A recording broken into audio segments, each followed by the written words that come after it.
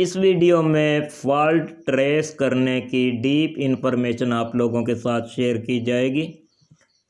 आप लोगों को भी चाहिए कि पूरी तवज्जो के साथ इस वीडियो को ज़रूर देखिए। अगर एक बार समझ ना आए तो 2 बार 3 बार देखिए, लेकिन अगर आप स्किप करके देखेंगे तो काफ़ी सारी कन्फ्यूजन ऐसी हैं जो आप लोगों की रह जाएंगी। इसी वीडियो के डिस्क्रिप्शन में आपको मेरा कॉन्टैक्ट नंबर भी मिल जाएगा, व्हाट्सएप नंबर भी मिलेगा, व्हाट्सएप का चैनल का लिंक भी मिलेगा, इसके अलावा इंस्टाग्राम के चैनल का लिंक भी मिलेगा और फेसबुक की आईडी का आपको लिंक मिल जाएगा। इनमें से किसी भी एक लिंक को या किसी भी नंबर को इस्तेमाल करते हुए आप हमसे कांटेक्ट कर सकते हैं और हमारी हेल्प हासिल कर सकते हैं। और अगर आप अपनी कोई डिवाइस रिपेयर करवाना चाहते हैं तो उसके लिए भी हमसे कांटेक्ट किया जा सकता है।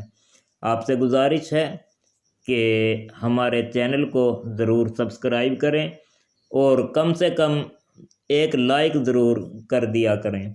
आप जितने ज़्यादा लाइक करेंगे उतना ही ज़्यादा हमारी हौसला अफजाई होती है और ज़्यादा से ज़्यादा मेहनत करके अच्छी वीडियोस लेके आने की हमें रहनुमाई मिलती है, हमारी हौसला अफजाई होती है। तो प्लीज़ एक लाइक ज़रूर कर दीजिए और इन वीडियोस को ज़्यादा से ज़्यादा शेयर भी किया करें। और मज़ीद एक रिक्वेस्ट ये करूँगा कि लेट नाइट मुझे मैसेज या कॉल ना किया करें, इससे मुझे बहुत सारी परेशानी होती है। तो मैं उम्मीद करता हूँ कि आप लोग इन गुजारिशात को मद्देनज़र रखेंगे। इस वीडियो में हमारे पास रिपेयर करने के लिए मैकेनिक कंपनी की डिजिटल पावर सप्लाई है जिसकी पावर 30 वोल्ट और 5 एम्पेयर है। इसका फॉल्ट ट्रेस करेंगे और आप लोगों के साथ शेयर करेंगे। आपको ये चीज़ समझाने की कोशिश करेंगे कि ख़राब कंपोनेंट को किस तरह से हम पता करेंगे कि हमारी डिवाइस में, हमारी पावर सप्लाई में कौन सा कंपोनेंट ख़राब है, कौन सा कंपोनेंट वीक है और ख़राब कंपोनेंट की निशानी क्या होती है। वीडियो को ज़्यादा लंबी नहीं करेंगे। मेरी कोशिश होगी कि कम से कम वक्त में हम इसे रिकवर कर लें ताकि आप लोगों का भी टाइम ज़ाया ना हो और हमारा टाइम भी ज़ाया ना हो। तो अपनी वीडियो की तरफ चलते हैं। अगर आपके पास इलेक्ट्रॉनिक्स का अच्छा नॉलेज नहीं है तो मेरी गुजारिश है कि इस किस्म की डिवाइस को कभी भी रिपेयर करने की कोशिश ना करें। एक छोटी सी गलती जानलेवा साबित हो सकती है। जब भी कभी किसी डिवाइस को भी रिपेयर करने लगें तो सबसे पहले अपनी सेफ्टी ज़रूरी होती है।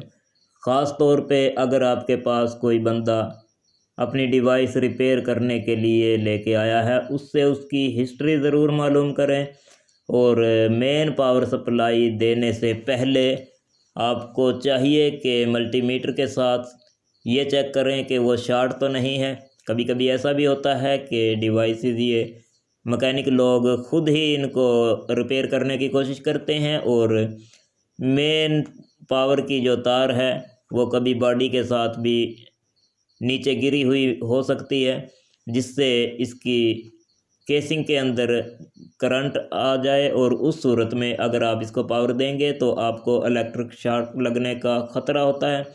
इसीलिए सेफ्टी के तौर पे ये डिवाइस मैंने इसको खोला है, बाद में इसको मेन पावर सप्लाई में देने लगा हूँ। आप डिस्प्ले में देख रहे हैं और इसी के अंदर चंद एक कंपोनेंट्स जो अलग से एक पैकेट में भी रखे हुए मुझे मिले हैं। इससे हमें पता चल गया है कि उस बंदे ने इसको खुद रिपेयर करने की कोशिश की है। मैंने इसको पावर सप्लाई लगाई है, आप डिस्प्ले में देखेंगे पावर ऑन प्रेस करने पे डिस्प्ले में कोई भी चीज़ नहीं आई। इसका मतलब ये है कि ये मुकम्मल डेड कंडीशन में है। अब ऐसे करेंगे कि इसकी मेन पावर केबल निकाल देंगे और डेड कंडीशन में जब भी कोई डिवाइस आए सबसे पहले उसकी पावर इनपुट का एरिया चेक किया जाता है। इसलिए मैं सबसे पहले इसका फ्यूज़ निकाल के चेक करूँगा कि कहीं फ्यूज़ में तो कोई प्रॉब्लम नहीं है। अगर फ्यूज़ ओके है तो फिर अगले स्टेप पे चलेंगे। फ्यूज़ को हमने चेक कर लिया, यहाँ पे बज़र सुनाई दे रही है, इसका मतलब इसका फ्यूज़ ओके है। अब फॉल्ट किसी और जगह पे है, उसके हमने तलाश करना है। ये मशीन टोटल 2 सर्किट्स को जोड़ के बनाई गई है। एक डिस्प्ले एरिया, यानी इसका काम है सिर्फ़ और सिर्फ डिस्प्ले करना। जैसे हम अपने मल्टीमीटर पे वोल्टेज को चेक करते हैं या एम्पेयर को चेक करते हैं, इसका काम सिर्फ इतना ही है। इसने सिर्फ दिखाना होता है कि हमारी सप्लाई किस वक्त क्या कर रही है और किस कंडीशन में किसी डिवाइस को ऑन करवा रही है या शॉर्ट बता रही है। इसका दूसरा एरिया है ये वाला। इस एरिया का काम सिर्फ़ और सिर्फ पावर को रेगुलेट करवाना है। यानी जब हम वॉल्यूम को कम ज़्यादा करते हैं तो वो सिर्फ इस एरिया का ही काम है, रेगुलेशन का। और इसी में ट्रांसफार्मर से डायरेक्टली मेन पावर आई हुई होती है। एक हो गया फ्रंट पैनल यानी डिस्प्ले का पैनल, और दूसरा हो गया इसका रेगुलेशन का पैनल। सेम इसी तरह से जैसे हमारे घरों में एलईडी टेलीविज़न होते हैं, फ्रंट पैनल पे हम कोई भी व्यूज़ देखते हैं, कोई पिक्चर कोई मूवी देख रहे होते हैं, और उसके पीछे बहुत सारे कंपोनेंट्स चल रहे होते हैं। यानी उसके अंदर पावर सप्लाई का एरिया या ऑडियो का एरिया होता है या सिग्नल का एरिया होता है, और या वीडियो की इनपुट का एरिया होता है। सेम लाइक इसी तरह से भी हर डिवाइस के मुख्तलिफ पोर्शन होते हैं।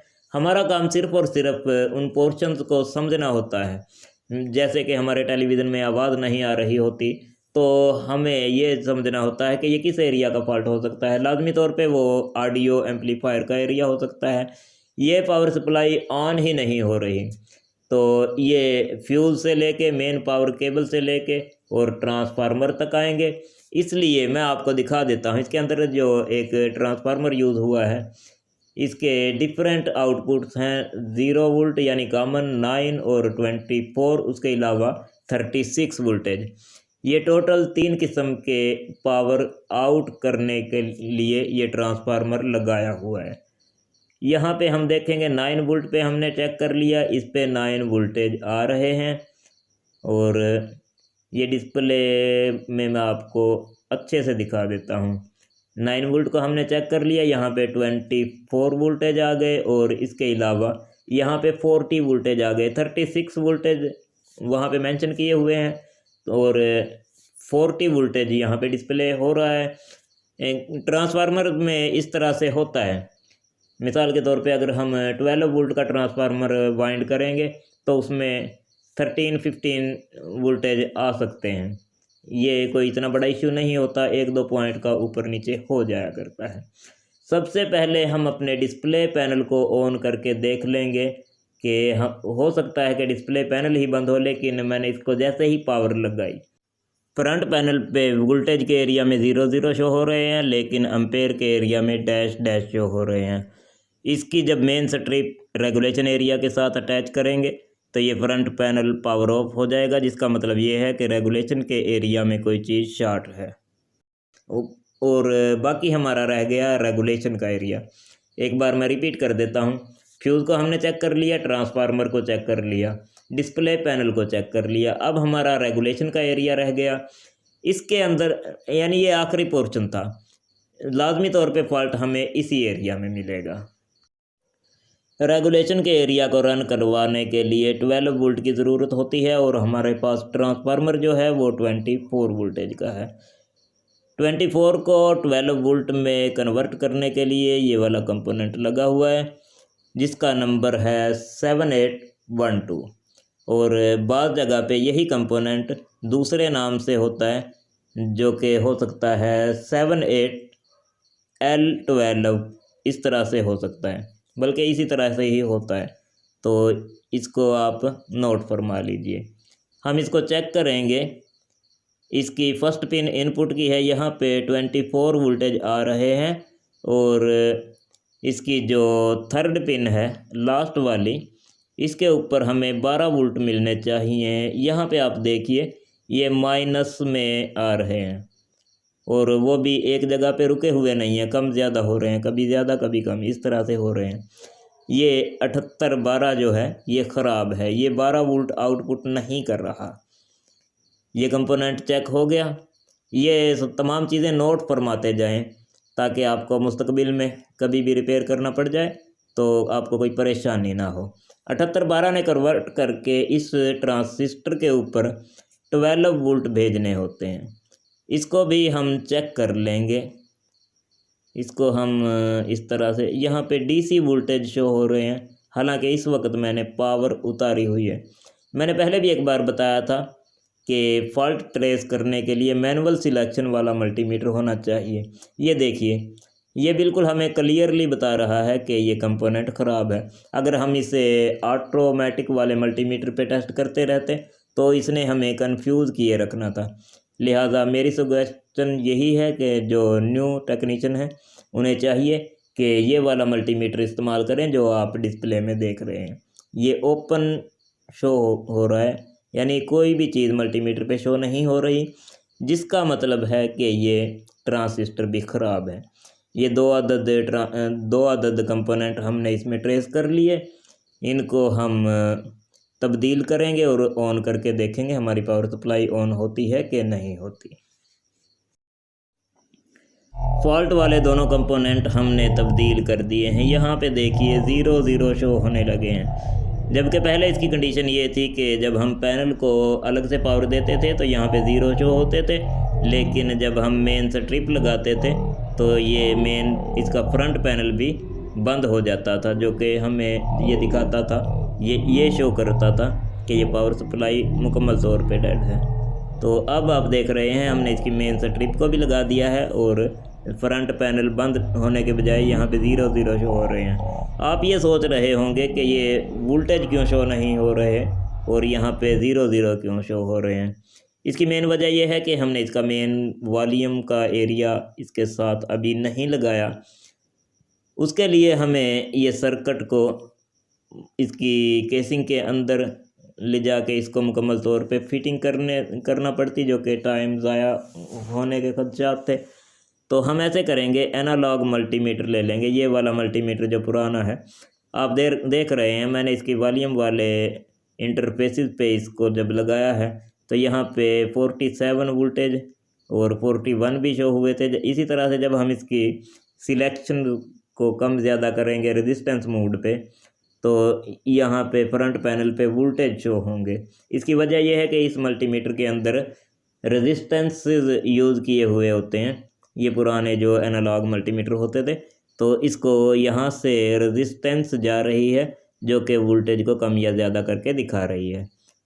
मल्टीमीटर के पार्ट्स को हमने तब्दील किया तो यहाँ पे आप देखेंगे 8 वोल्टेज आ गए, और जब हम इसको किसी और जगह पे सिलेक्ट करेंगे 12 हो गए।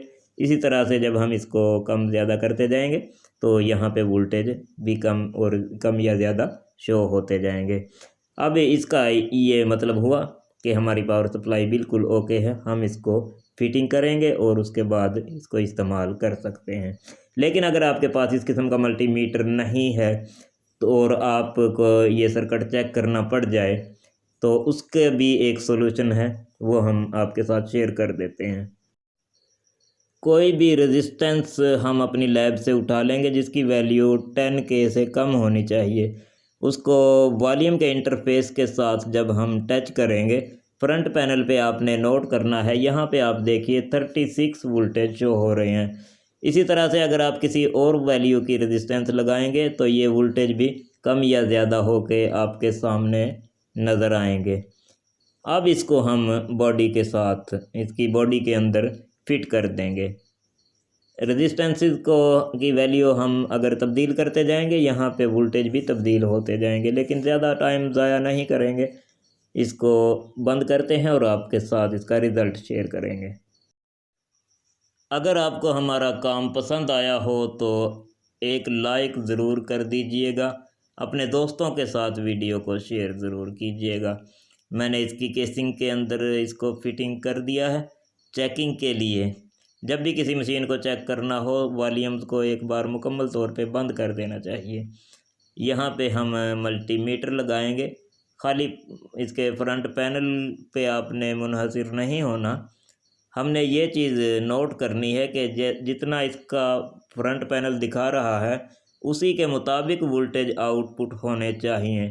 अगर यहाँ पे कोई गलती हो जाती है तो जो भी मोबाइल इसके साथ लगाएंगे उसको डेड कर देगी। यहाँ पे देखना है 5 वोल्टेज हमने सिलेक्ट किया तो मल्टीमीटर के ऊपर भी 5 वोल्ट ही नज़र आने चाहिए। और इसके बाद हम इसको आहिस्ता आहिस्ता बढ़ाते जाएंगे। ये सेम इसी तरह से हो रहा है, जितने वोल्टेज पावर सप्लाई के ऊपर नज़र आ रहे हैं उतने ही हमारे मल्टीमीटर पे नज़र आ रहे हैं। बिल्कुल इसी तरह से नज़र आने चाहिए। अगर यहाँ पे कोई कमी बेशी रह जाती है तो हमारी ये पावर सप्लाई किसी भी चीज़ को चेक करवाने में ना सिर्फ फेल हो जाएगी, बल्कि जिस चीज़ को भी हम चेक करने के लिए इसके साथ लगाएंगे उसको डेड कर देगी। इसके बाद हमारी मुलाकात नेक्स्ट वीडियो में होगी। इजाज़त दीजिए, अल्लाह हाफिज़।